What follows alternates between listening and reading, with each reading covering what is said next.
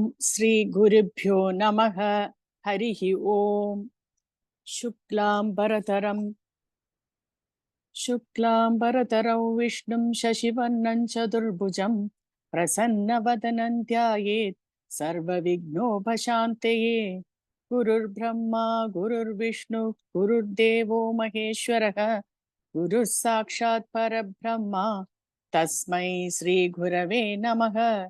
सरस्वती नमस्तुभ्यं वरदे कामरूपिणी विद्यारम्भं करिष्यामि सिद्धिर्भवतु मे सदा। पीताम्बरं करविराजितशङ्खचक्रकौमोदकी सरसिजं करुणासमुद्रं राधासहायमतिसुन्दरमन्दहासं वातालयेशमनिशं हृदि भावयामि। ओम नमो भगवते वासुदेवाय। ओम श्रीकृष्णाय परब्रह्मणे नमः। अथ श्रीमन्नारायणीयं प्रथमं दशकं श्रीभगवन्महिमानुवर्णनम्। सान्द्रानन्दावबोधात्मकमनुपमितं कालदेशावधिभ्यां निर्मुक्तं नित्यमुक्तं निगमशतसहस्रेण निर्भास्यमानम् अस्पष्टं दृष्टमात्रे पुनरुरुपुरुषार्थात्मकं ब्रह्मतत्त्वं तत्तावत् भाति साक्षात् गुरुपवनपुरे हन्तभाग्यं जनानाम्। एवं दुर्लभ्य वस्तुन्यपि सुलभतया हस्तलब्धे यदन्यत् तन्वा वाचा धिया वा भजति पदजनकशूद्रतैव स्फुटेयम्। एते तावत् वयन्तु स्थिरतरमनसा विश्वपीठापहत्यै निःशेषात्मानमेनं गुरुपवनपुराधीशमेवाश्रयामः। सत्त्वयत्यत्पराभ्यामपरिकलनतो निर्मलं तेन तावत् भूतै भूतेन्द्रियैस्ते वपुरिति बहुशः श्रूयते व्यासवाक्यम्। तत्स्वच्छत्वादतश्चादितपरसुखज चिद्गर्भ निर्भासरूपं तस्मिन् धन्यारमन्ते श्रुतिमतिमथुरे सुग्रहे विग्रहे ते निष्कम्पे नित्यपूर्णे निरवधि परमानन्दपीयूषरूपे निर्लीनानेकमुक्तावलि सुभगतमे निर्मल ब्रह्मसिन्धौ कल्लोलोल्लासतुल्यं खलु विमलतरं सत्त्वमाहुस्ततात्मा कस्मान्नो निष्कलस्त्वं सकल इति वचस्त्वत्कलास्वेव भूमन्। निर्व्यापारोऽपि निष्कारणमजभजसे यत्क्रियामीक्षणाख्यां तेनैवोदेति लीना प्रकृतिरसति कल्पापि कल्पादिकाले। तस्यांशं शुद्धमंशं कमवितमतिरोधायकं सत्त्वरूपं सत्त्वं धृत्वा ददासि स्वमहिमविभवाकुण्ठवैकुण्ठरूपं तत्ते प्रत्यग्रधाराधरललितकला यावली केलिकारं लावण्यस्यैकसारं सुकृतिजनदृशां पूर्णपुण्यावतारम् लक्ष्मी निःशङ्कलीला निलयनममृतस्यन्तसन्दोहमन्तः सिञ्चित् सञ्चिन्तकानां वपुरनुकलये मारुताकारनाथ कष्टाते सृष्टिचेष्टा बहुधर भवकेतावहा जीवभाजाम् इत्येवं पूर्वमालोचितमजितमया नैव मध्याभिजाने।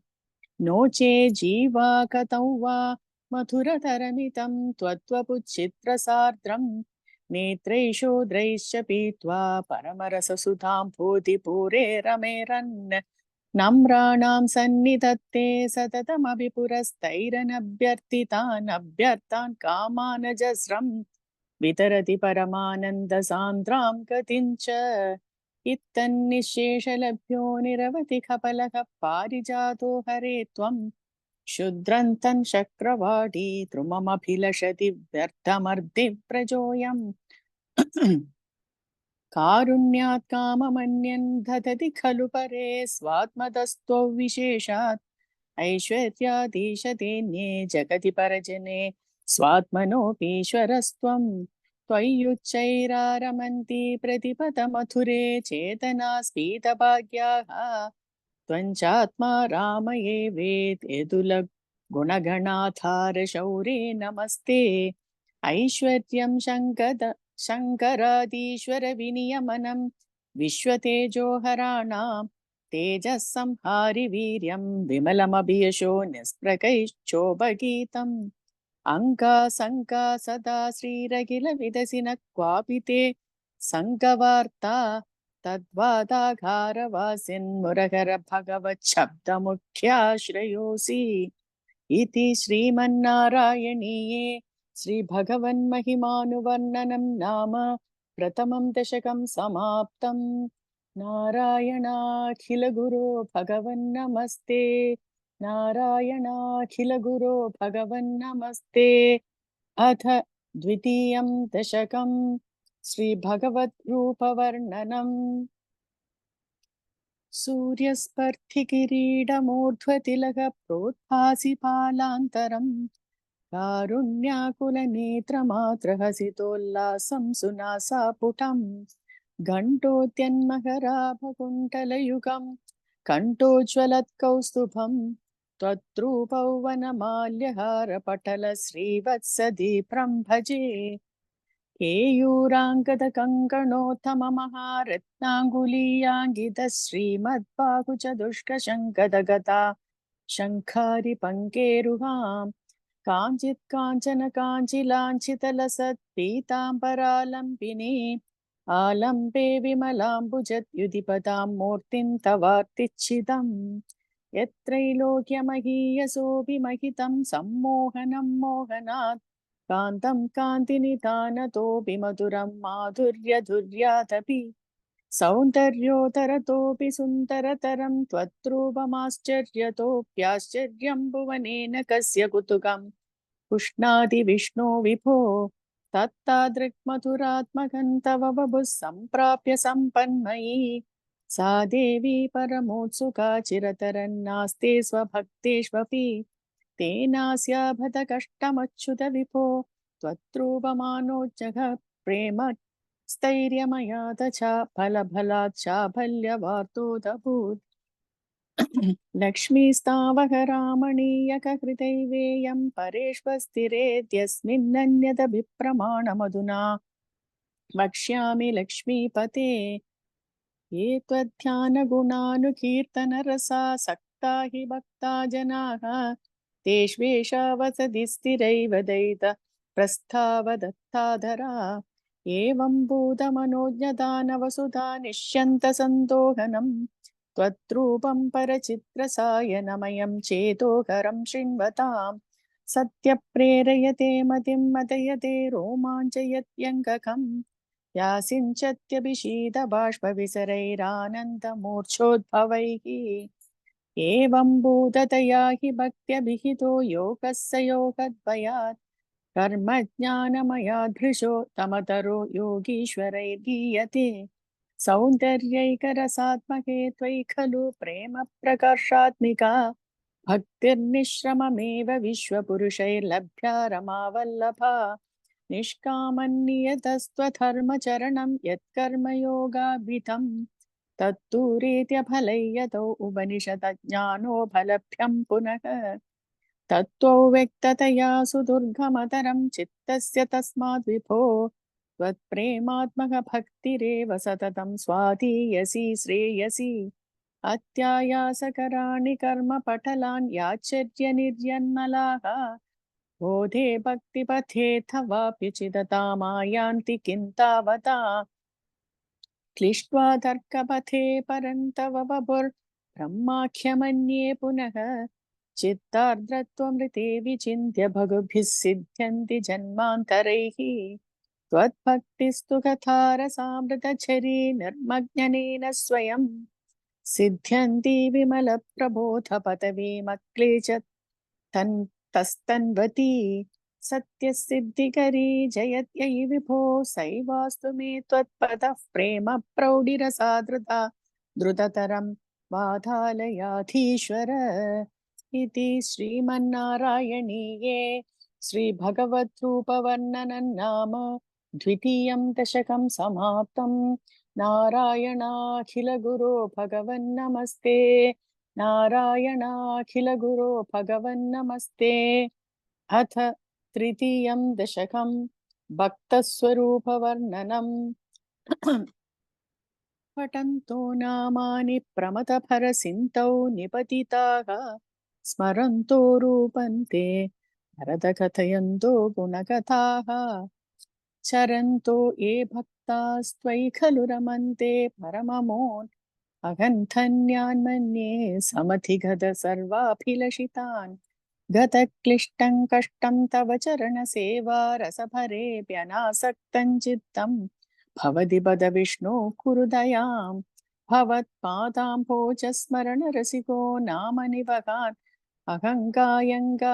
गुहजन विभत्स्यामि विजने कृपाते जाता चेत् किमिव नहि लभ्यं तनुभृतां मदीयक्लेशौघप्रशमनदशा नाम कियती न के लोकेऽस्मिन् अनिशमयि शोकाभिरहिताः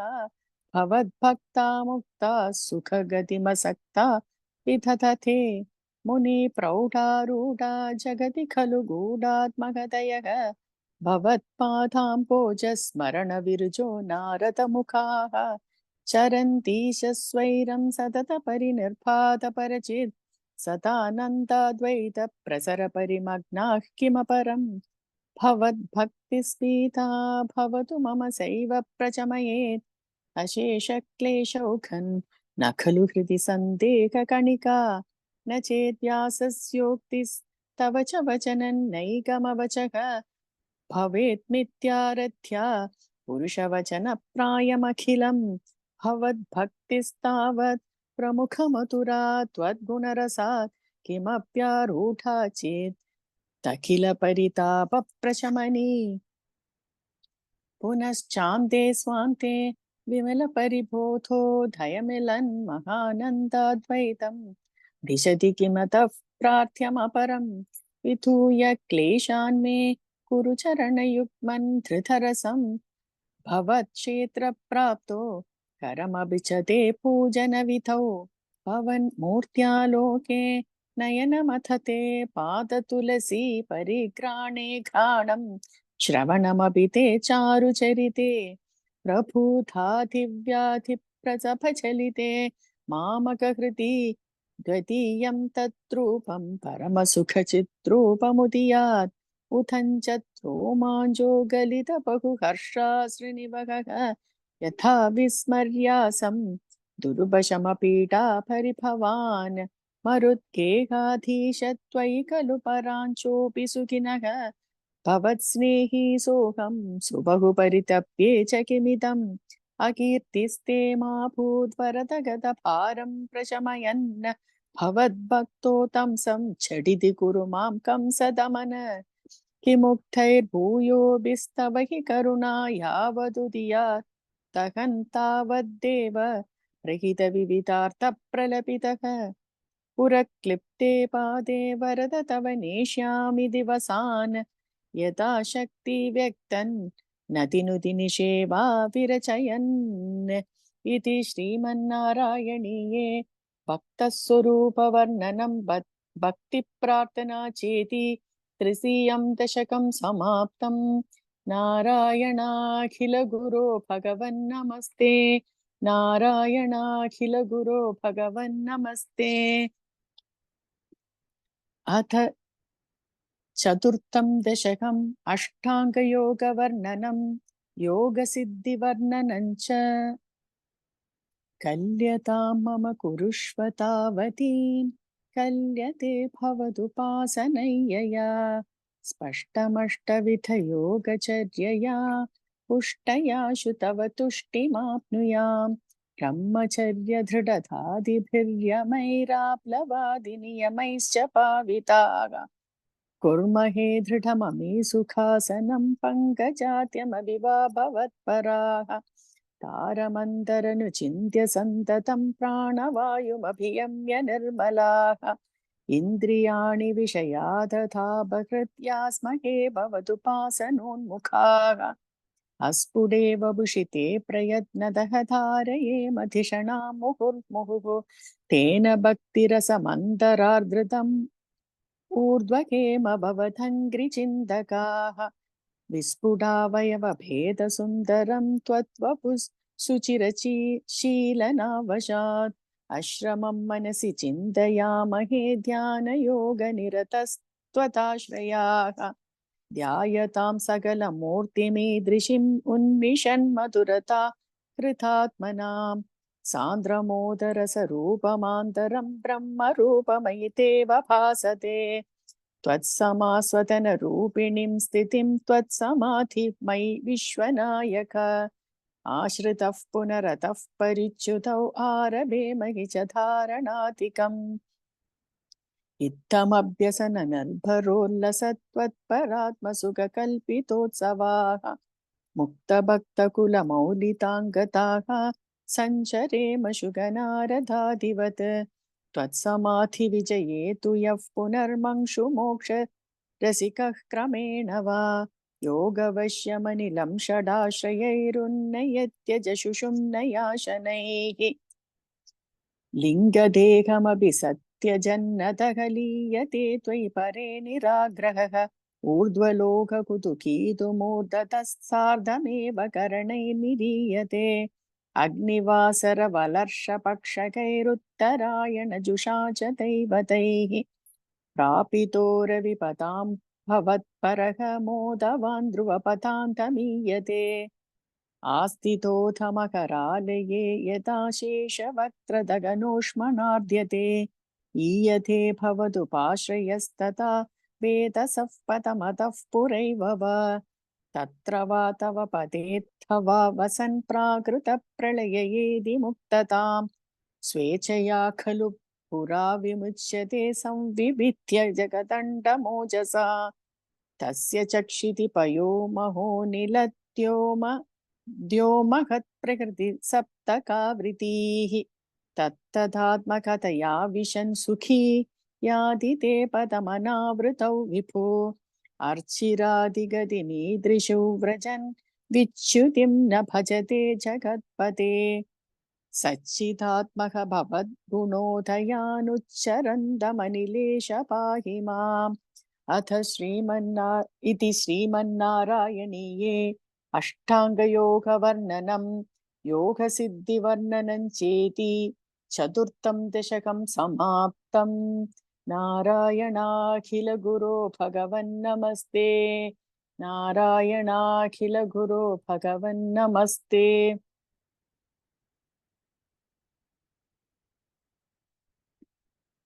अथ पञ्चमं दशकं विराट् पुरुषोत्पत्तिवर्णनम् व्यक्ताव्यक्तमिदन्न किञ्चिदभवत् प्राक्प्राकृतप्रक्षये मायायां गुणसाम्यरुद्धविकृतौ त्वय्यागताया लयम् नो मृत्युश्च तथामृतं च समभून्नान्नो न रात्रिस्थितिः तत्रैकस्त्वमशिष्यथा किल परानन्दप्रकाशात्मना कालः कर्मगुणा च जीवनिवहा विश्वं च कार्यौ विभो चिल्लीलारतिमेयुषि त्वयि तथा निर्लीनताम् आययुः तेषान्नैव वदन्त्यसत्त्वमयि भो शक्त्यात्मना तिष्ठताम् नो चेत् किं गगनप्रसूनसदृशां भूयो भवेत् सम्भवः एवं च द्विपरार्थकालविगता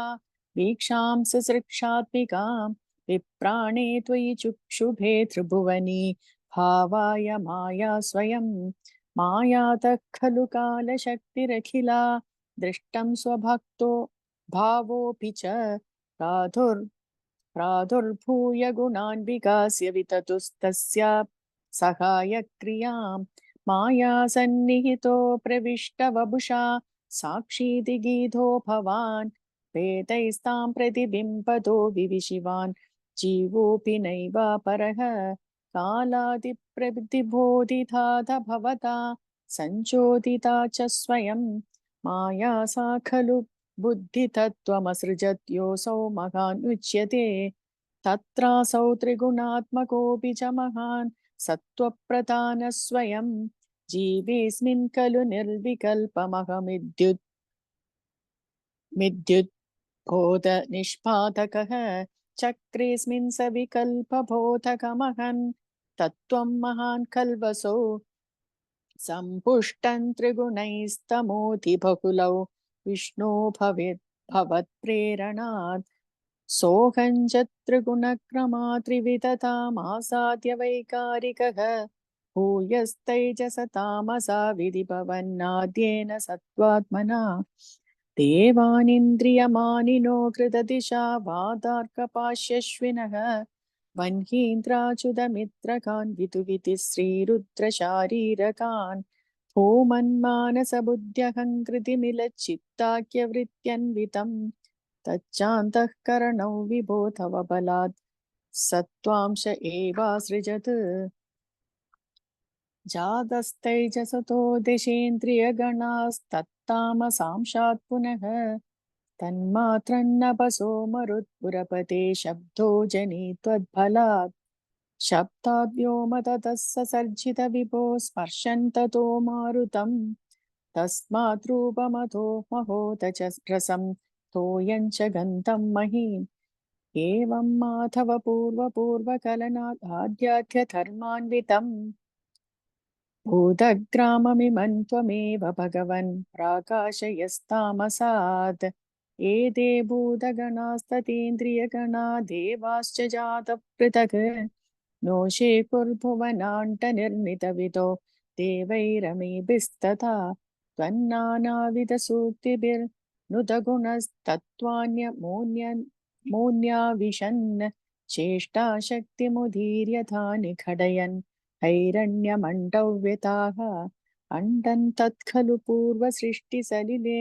तिष्ठत्सहस्रं समाः निर्भिन्तन्न कृताश्च चतुर्दश जगद्रूपौ विराटाह्वयम् साहस्रैकरपादमूर्धनिवहैर्निःशेषजीवात्मकः निर्भातोऽसि मरुत्पुराधिपसमां त्रायस्व सर्वामयात् इति श्रीमन्नारायणीये विराट् पुरुषोत्पत्तिवर्णनं नाम पञ्चमं दशकं समाप्तम् नारायणाखिल गुरो भगवन्नमस्ते नारायणाखिल गुरो भगवन्नमस्ते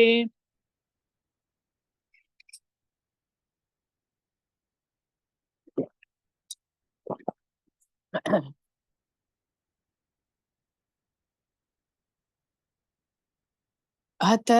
षष्ठं दशकं विराट् देहस्य जगतात्मवर्णनम् एवं चतुर्दश जगन्मयताङ्गतस्य पातालमीश तव पादतलौ वदन्ति पादोद्वदेशमभिदेवरसातलन्ते कुल्भद्वयं खलु महातलमद्भुतात्मन् चङ्गे तलातलमदो सुतलं च जानो किञ्जोरुभागयुगलौ वितलातले द्वे शोणीतलं जगनमम्बरमङ्गनाभिः वक्षश्च चक्रनिलयस्तव चक्रपाणे ग्रीवामहस्तव मुखं च जनस्तवस्तु हालं चिरस्तव समस्तमयस्य सत्यम् एवं जगन्मयतनो जगदाश्रितैरप्यन्नैर्विबुद्धविभुषे भगवन्नमस्ते त्वद्ब्रह्मरन्ध्रपदमीश्वर विश्वगन्ध छन्दांसि केशवगणास्तव केशपाशाः उल्लासि चिल्लियुगलन् दृगिणस्य गेहं पक्ष्माणि रात्रिदिवसौ सविता च नेत्रे निःशेष विश्वरचना च कटाक्षमोक्षः कर्णौ दिशोऽश्वयुगलन् तव नासिके द्वे लोभत्रपे च भगवन्नदरोत्तरोष्टौ तारागणश्च दशनाश् शमनश्च दंष्ट्रा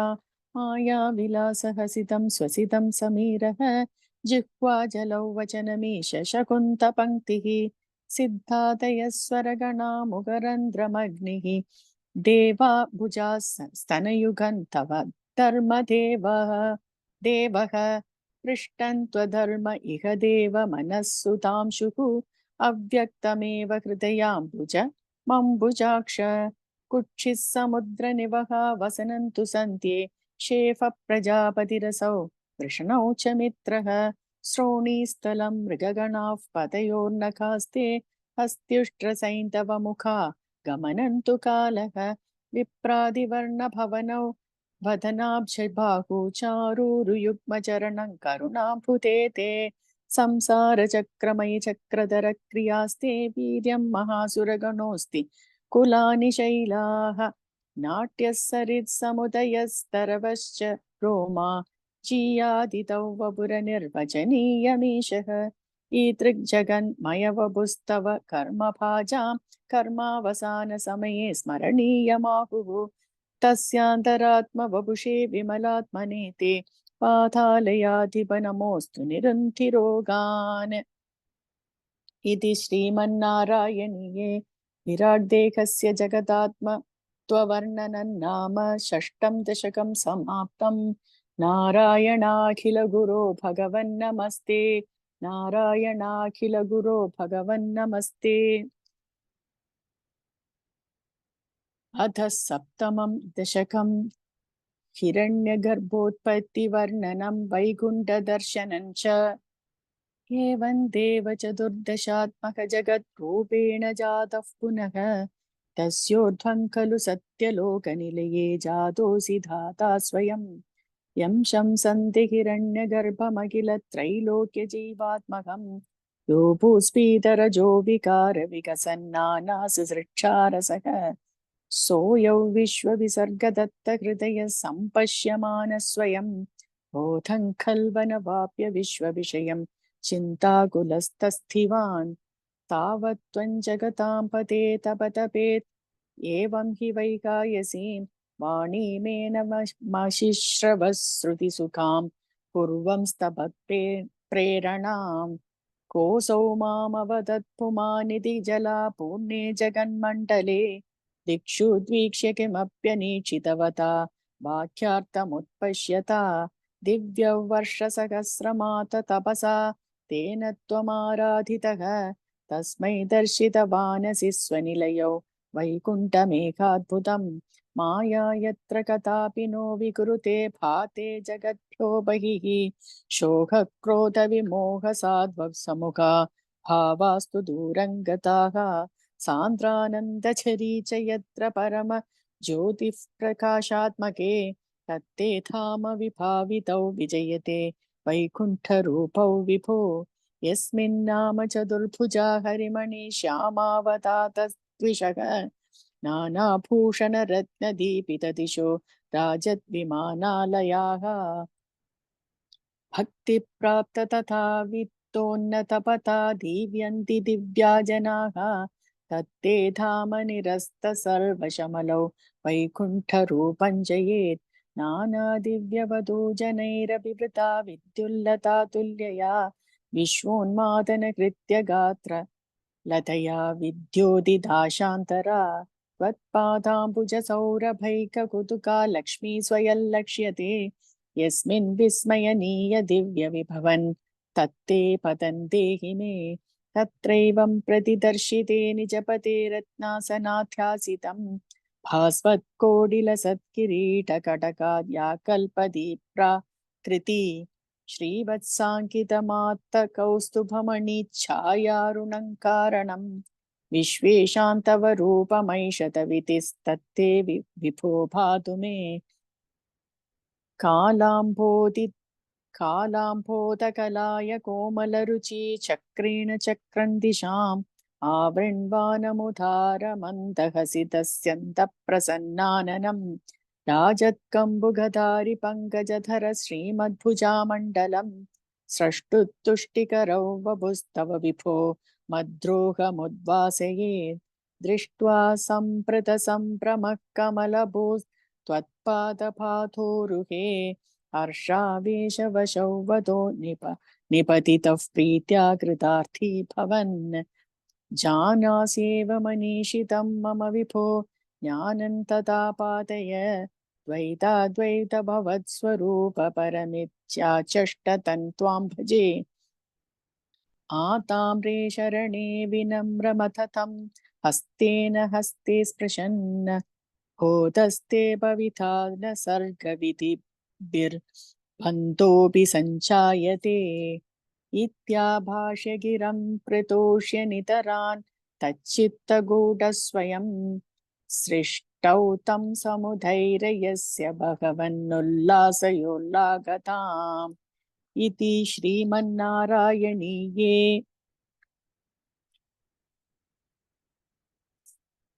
हिरण्यगर्भोत्पत्तिवर्णनं वैकुण्ठदर्शनं चेति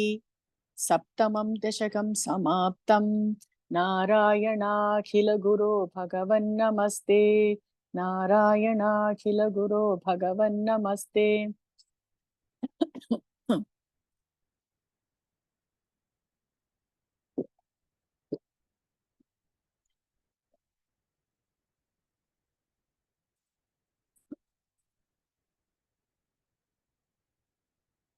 अथ अष्टमं दशकं प्रलयवर्णनं जगत्सृष्टिप्रकारवर्णनं च। एवं तावत् प्राकृतप्रक्षयान्ते रामे कल्पे ह्यादिमे लब्धजन्मा ब्रह्मा भूयस्त्वत्त एवाप्यवेदान् सृष्टिं चक्रे पूर्वकल्पोपमानां सोऽयं चतुर्युगसहस्रमितान्यहानि तावन्मिताश्चरजनी बहुशो निनाय निद्रात्यसौ त्वयि निलीय समं स्वसृष्टैः नैमित्तिकप्रलयमाहुरतोऽस्य रात्रिम् अस्मादृशां पुनरकर्मुखकृत्य तुल्यां सृष्टिं करोत्यनुदिनं स भवत्प्रसादात् प्राग्ब्राह्मकल्पजनुषां च परायुषां तु सुप्तप्रबोधनसमास्ति तथापि सृष्टिः पञ्चाशदप्तमधुना स्ववयोर्थरूपम् एकं परार्थमधिवृत्य हि वर्तते सौ तत्रान्त्यरात्रिजनितान् कथयामि भूमन् पश्चादिनावतरणे च भवद्विलासान् दिनावसानेऽथ सरोजयोनिः सुषुप्तिकामस्त्वयि सन्निलिल्ये जगन्ति च त्वज्झठरं समीयुः तदेधमेकार्णवमास विश्वं तवैव वेशे फणिराजिशेषे जलैकशेषे भुवने स्म शेषे आनन्दसान्द्रानुभवः स्वरूपः स्वयोगनिद्रा परिमुद्रितात्मा कालाख्यशक्तिं प्रलयावसाने प्रबोधयेत्यादिशताखिलादौ त्वया प्रसुप्तं परिसुप्तशक्तिव्रजेन तत्राखिल जीवदाम्ना चतुर्युगाणां च सहस्रमेवं त्वयि प्रसुप्ते पुनरद्वितीये कालाख्यशक्तिः प्रथमप्रबुद्धा प्राबोधयत्वां किल विश्वनाथ विभुत्य च त्वञ्चलगर्भशायिन् विलोक्य लोकानखिलान् प्रलीनान् तेष्वेव सूक्ष्मात् मदया निजान्तस्थितेषु विश्वेषु तथा दृष्टिं ततस्त्वदीया दयिनाभिरन्ध्रादुदञ्चितं किञ्चन दिव्यपद्मं निलीननिःशेषपदार्थमाला संक्षेपरूपं मुकुलायमानं तदेतदम्भोरुहकुट्मलन्ते कलेभरातोयपते प्ररूढम् बहिर्निरीतं परितः स्फुरद्भिः स्वधामभिर्ध्वान्तमलन्यकृन्तत् सम्पुल्लपत्रे नितराविचित्रे तस्मिन् भवद्वीर्य धृते सरोजे सपद्मजन्मा वितिराविरासीत् स्वयं प्रबुद्धा किल वेदराशिः अस्मिन् परात्मन्ननुपात्मकल्पे त्वमित्थमुत्थापितपद्मयोनिः अनन्तभूमा मम रोगराशिं निरुन्धिवातालय वास विष्णो इति श्रीमन्नारायणीये प्रलयवर्णनं जगत्सृष्टिप्रकारवर्णनं चेति अष्टमं दशकं समाप्तं। नारायणाखिलगुरो भगवन्नमस्ते। नारायणाखिलगुरो भगवन्नमस्ते। अथ नवमं दशकं जगत्सृष्टिवर्णनम् स्थितः स कमलोद्भवस्तव हि नाभिपङ्केरुहे उदस्विदिदमम्बुधा उदिदमित्यनालोकयन् तदीक्षणकुतूहलात् प्रतिदिशौ विवृत्ताननः चतुर्वदनतामगात् विकसदष्टदृष्ट्यम्बुजां मकार्णवविकूर्णितं कमलमेव तत्केवलम् विलोक्य तदुपाश्रयन् तव तनुं तु नालोकयन्। क एष कमलोधरे महति निस्सहायो ह्यहम् कुतस्विदितमम्बुजं समजनीति चिन्तामगात्। अमुक्ष्य हि सरोरुहः किमपि कारणं सम्भवेत् इति स्म कृतनिश्चयः स खलु नालरन्ध्राध्वना स्वयोगबलविद्यया समवरूढवान् प्रौढतीः त्वदीयमतिमोहनं न तु कलेबरं दृष्टवान्। ततः सकलनालिका विवरमार्गभो मार्गयन् प्रयस्य शतवत्सरं किमपि नैव सन्दृष्टवान्। निवृत्य कमलोधरे सुखनिषण्ण एकाकृतिः समाधिबलमातते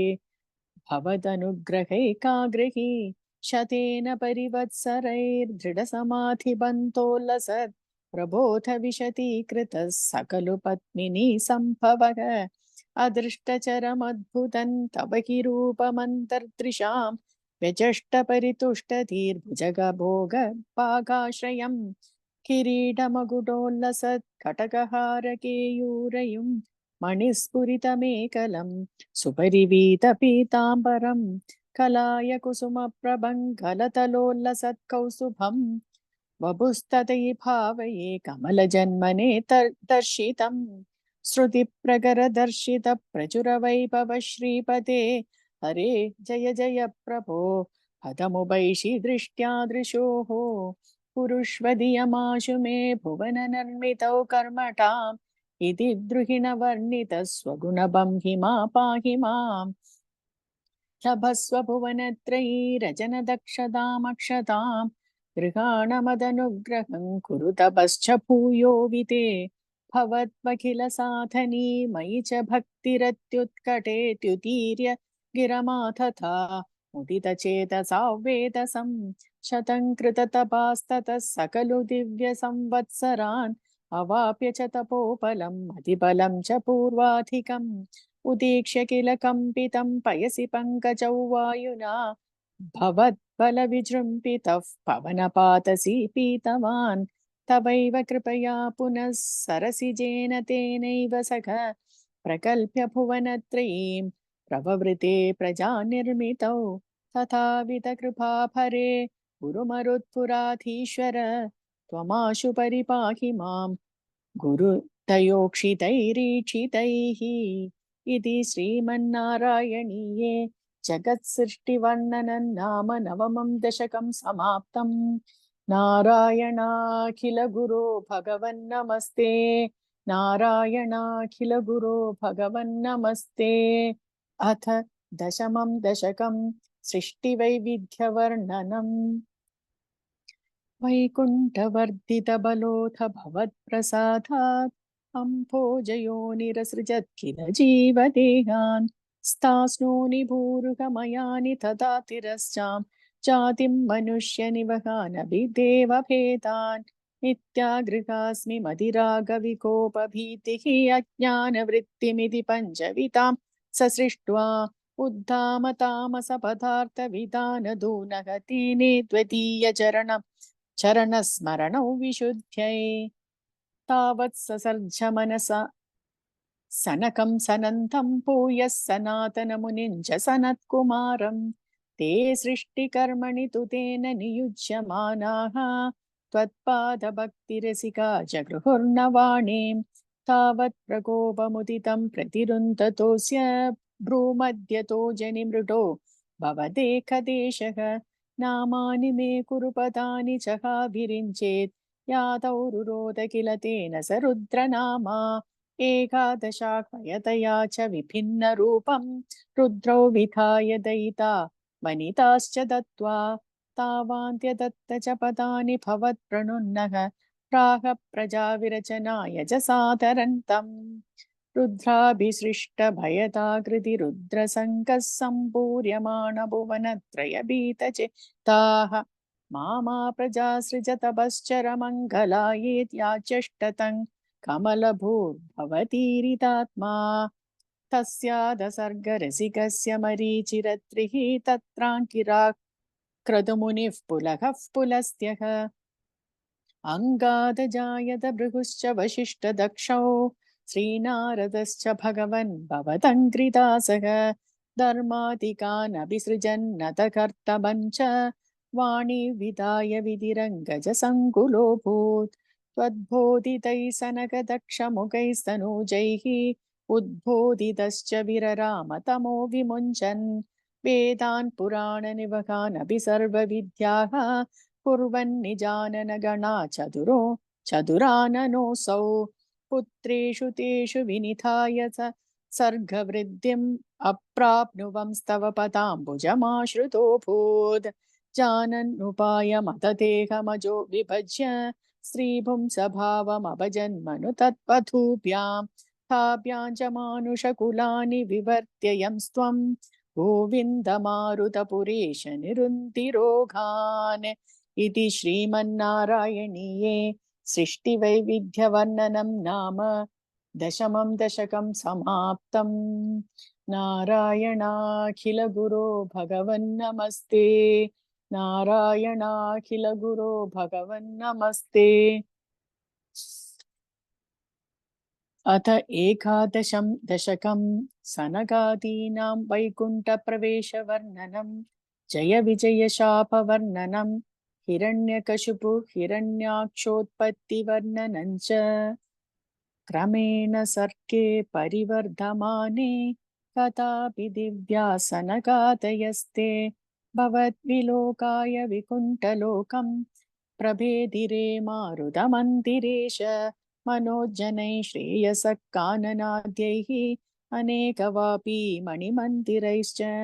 अनोपमन्तं भवतो निकेतं मुनीश्वराः प्रापुरतीतकक्ष्याः भवन्ति दृक्षोन् भवनौ विविक्षोन् द्वास्तौ जयस्तान् विजयोऽप्यरुन्ताम् तेषां च चित्ते पदमापकोपः सर्वं भवत्प्रेरणयैव भूमन् वैकुण्ठलोकानुचितप्रचेष्टौ कष्टौ युवान् दैत्यगतिं भजेतम् इति प्रशप्तो भवताश्रयौ तौ हरिस्मृतिर्नोऽस्त्विति नेमतुस्तान् तदेतदाज्ञाय भवानवाप्तः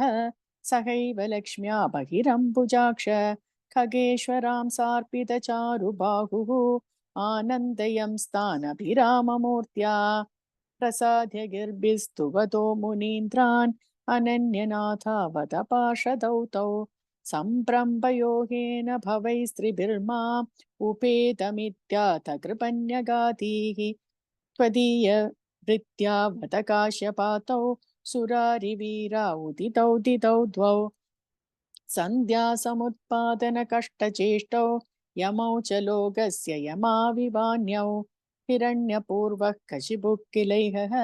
परो हिरण्याक्ष इति प्रतीतः उभौ भवन्नादमशेषलोकं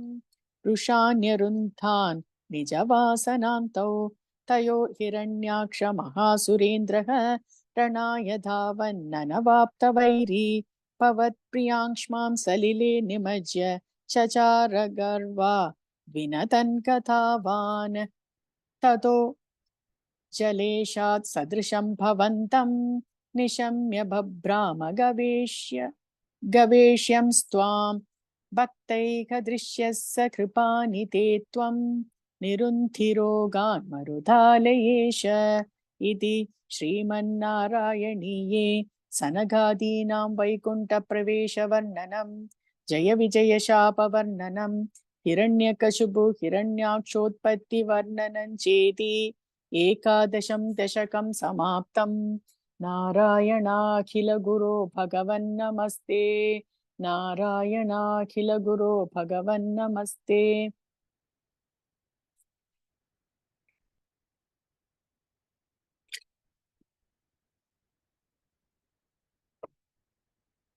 अथ द्वादशं दशकं वराहावतारवर्णनं भूमियुद्धरणवर्णनं च स्वयंभुवो मनुरथो जनसर्गशीलः दृष्ट्वा महीमसमये सलिले निमग्नां स्रष्टारमापशरणं भवदङ्घ्रिसेवा तुष्टाशयं मुनिजनैः सह सत्यलोके कष्टं प्रजा सृजति मय्यव निर्निमग्ना स्थानं सरोज भव कल्पय तत्प्रजानाम् इत्येवमेष कथितो मनुना स्वयंभुः अम्बोरुहाक्ष तव पादयुगौ व्यचिन्तीत् हा हा विभो जलमहन्यपिबं पुरस्तात् अत्याभिमज्जति मही किमहं करोमि इत्थं त्वदङ्घ्रियुगलं शरणय्यतोऽस्य नासापुडात् समभव शिशुकोलरूपी अङ्गुष्ठमात्रवपुरुत्पतितः पुरस्तात् भूयोऽथ कुम्भिसदृशः समजृम्भतास्त्वम् अभ्रे तथाविधमुदीक्ष्य भवन्तमुच्चैः विस्मेरतां विधिरगात्स्व सहसोनिभिः स्वैः कोऽसावचिन्त्य महिमा खिटिरुद्धितो मे नासापुटात् किमुपवेद्धजितस्य माया इत्थौ विचिन्तयति धातरिशैलमात्रः सद्यो भवन् किल जगर्जितघोरघोरम् तन्ते निनादमुपकर्ण्य जनस्तपस्थाः सत्यस्थिताश्च मुनयो नुनुर्भवन्तम् तत्स्तोत्रहर्षुलमनाः परिणध्य भूयः तोयाशयौ विपुलमूर्तिरवातरस्त्वम् ऊर्ध्वप्रसारि परिधूम्रविधूतरोमा प्रोक्षिप्तवालतिरवाङ्मुखघोरगोणः तूर्णप्रतीर्णजलदः परिघूर्णदक्ष्णा स्तोतॄन् शिशिरयन्नवतीरिधस्त्वम् अन्तर्जलन् तदनुसङ्कुलनक्रचक्रं भ्राम्यत्यमिङ्गलकुलं कलुषोर्मिमालम् आविश्य भीषणरवेण रसातलस्तान् आकम्पयन् वसुमतीमगवेशयस्त्वम् दृष्ट्वा तथैत्यहतकेन रसातलान्ते संवेशितं झटिति कूटघटिर्विभो त्वम् आपादुकानविगणय्य सरो सुरारिखेडान् तं श्राङ्कुरेण वसुधा मतथा सलीलम् अभ्युत्तरन् नथतरान् दशनाघ्रलग्नमुस्ताङ्कुराङ्कित इव दिगपीवरात्मा उद्धूतघोरसलिला जलधेरुदञ्चन् क्रीडावराहवपुरीश्वर पाहि रोगात् इति श्रीमन्नारायणीये वराहावतारवर्णनं भूमि उद्धरणवर्णनं चेति 12 दशकं समाप्तम् नारायणाखिलगुरो भगवन्नमस्ते नारायणाखिलगुरो भगवन्नमस्ते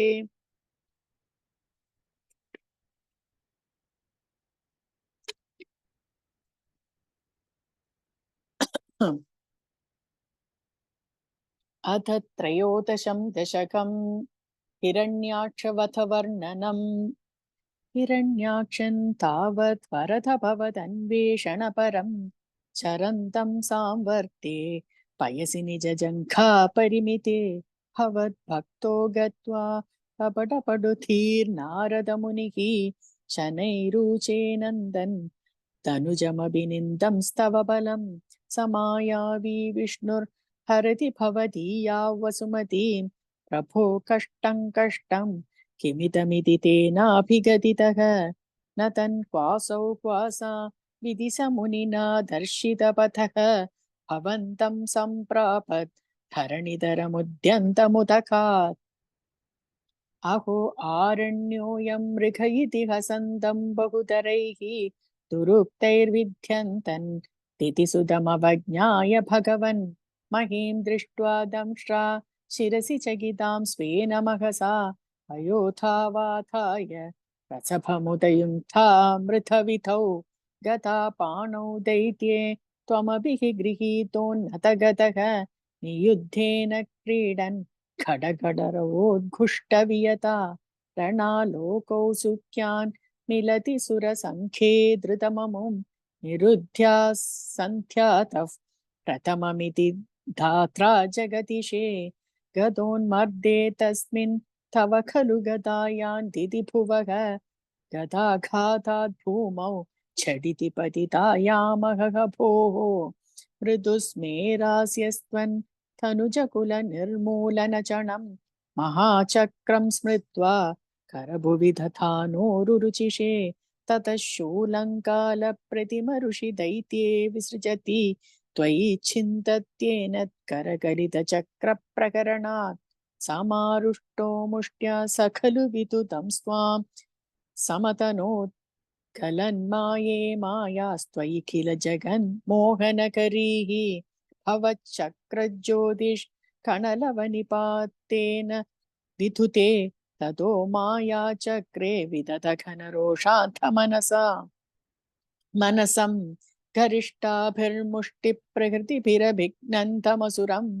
स्वपाताङ्कुष्टेन श्रवणपथमूले निरवधिः महाकायः सोऽयं तव चरणपादप्रमथितः गलत्रक्तो वक्त्रादपददृशिभिः श्लाघितः दिः तदा त्वामुद्दाम प्रमथभरन् विद्योदिहृतयाः मुनीन्द्रासान्द्राभिस्तुतिभिरनुवन्नत्वरतनुं त्वचिच्छन्तो रोमस्वभिकुशगणश्चक्षुभिद्घृतं चतुर्होदारोऽङ्घ्रौ शृगविवदने चोदरयिषा ग्रहा जिह्वायान्ते परपुरुषकर्णे च शमसाः विभो सोमो वीर्यौ वरदगलदेशेऽप्युपसतः मुनीन्द्रैरित्यादिस्तवनमुखरैर्मोदितमनाः महीयस्या मूर्त्या विमलतरकीर्त्या च विलसन् स्वधिष्ण्यं सम्प्राप्तः सुखरसविहारी मधुरिपो निरुन्ध्यारोगं मे सकलमभिवातालयपते इति श्रीमन्नारायणीये हिरण्याक्षवथवर्णनन्नाम त्रयोदशं दशकं समाप्तं। नारायणाखिलगुरो भगवन्नमस्ते। नारायणाखिलगुरो भगवन्नमस्ते। अथ चतुर्दशं दशकं कपिलोपाख्यानम्।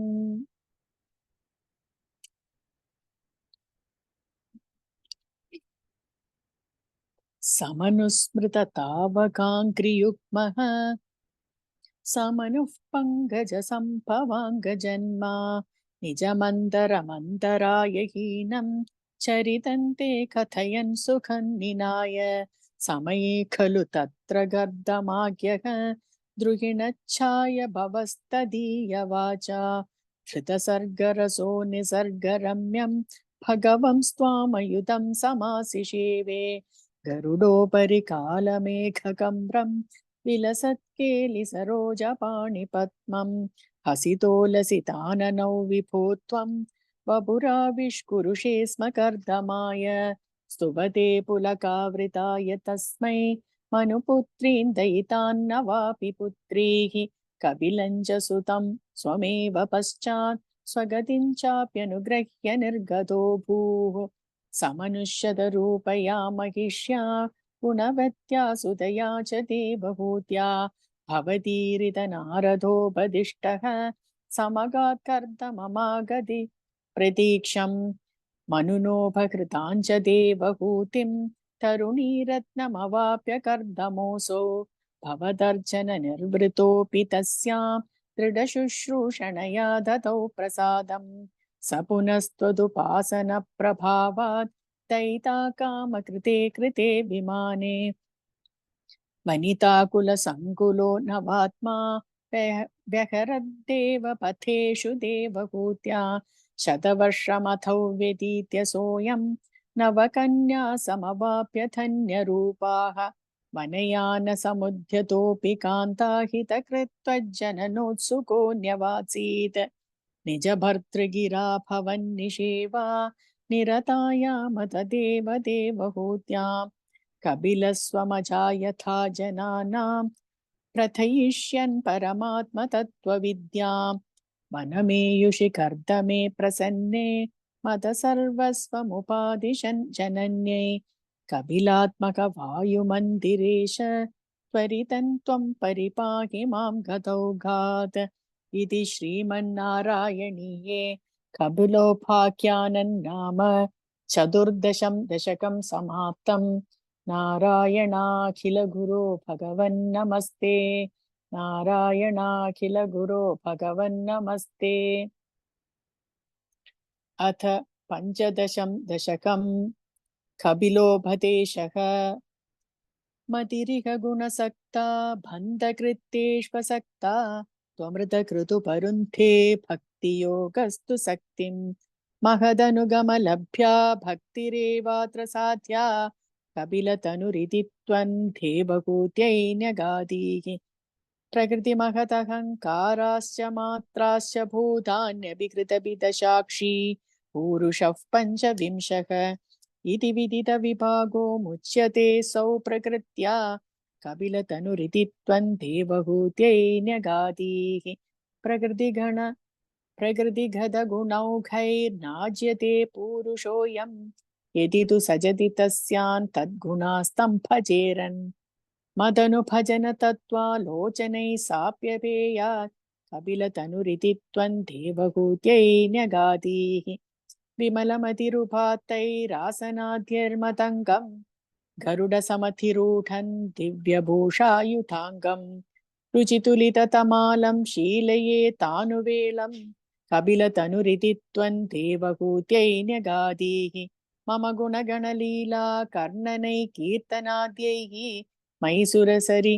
दोघप्रख्यचित्तानुवृत्तिः भवति परमभक्तिः साहि मृत्योर्विजेत्री कपिलतनुरिति त्वं देवहूत्यै न्यगादीः अहह बहुलहिंसा सञ्चितार्थैः कुटुम्बं प्रतिदिनमनुपुष्णन् स्त्रीजितो बाललाली विशदिः गृहसक्तो यातनां मय्यभक्तः कपिलतनुरिति त्वं देवहूत्यै न्यगादीः युवति छठरखिन्नो जातबोधोऽप्यकाण्टे प्रसवगलितबोधः पीडयो लङ्घ्य बाल्यम् पुनरभिभदमुह्यत् एव तारुण्यकाले कपिलतनुरिति त्वं देवहूत्यै न्यगादीः पितृसुरगणयाजी धार्मिको यो गृहस्थः स च निपतति काले दक्षिणाथोपगामी मयि निहितमकामं कर्मदूतपदार्थं कपिलतनुरिति त्वं देवहूत्यै न्यगादीः इति सुविदितवेद्यान् देवके देवहूतिं कृतनुतिमनुगृह्य त्वङ्गतो योगिसङ्घैः विमलमतिरथासौ भक्तिर्योगेन मुक्ता त्वमभिजनहितार्थं हितार्थौ वर्तसे प्रागुतीच्यां परमकिमु बहुत्या त्वत्पदां भोजभक्तिं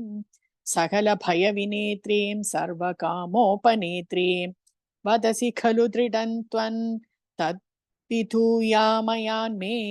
कुरु पवनपुरेश त्वय्युबाधस्त्वभक्तिम् इति श्रीमन्नारायणीये कपिलोपदेशन्नाम पञ्चदशं दशकं समाप्तम्।